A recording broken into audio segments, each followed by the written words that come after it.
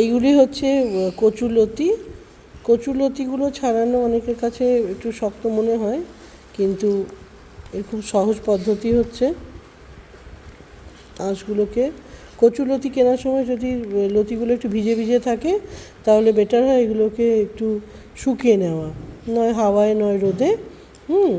তারপরে এই যে আঁশগুলো, এই যে এইগুলোকে টেনে টেনে একটুখানি ছাড়িয়ে নিয়ে তারপরে একটা ছুরি দিয়ে ধরে যদি আমরা ঘষি, খুব অনায়াসেই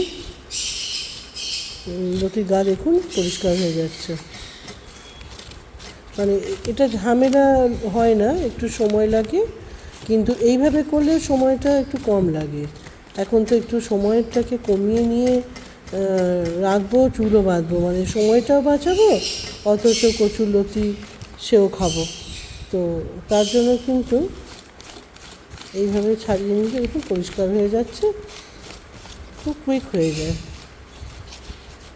খুব ঝামেলার কাজ এটা, সময়ের কাজ, কিন্তু যেই এই রকম হয়ে যায় দেখুন পরিষ্কার হয়ে গেছে।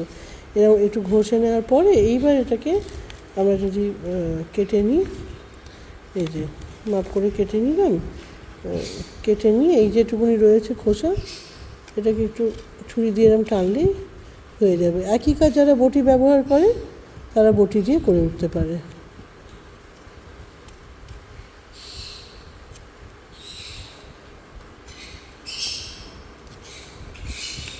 দেখুন এই যে খোসা আলগা হয়ে যায় না, একটু শুকিয়ে নেওয়ার ফলে আলগা হয়েও যায়, ছুরি দিয়ে ঘষার পর তারপর এরকম কেটে নিয়ে এই ছাড়িয়ে নিলেই, তুলে নিলেই তাড়াতাড়ি হয়ে যায়।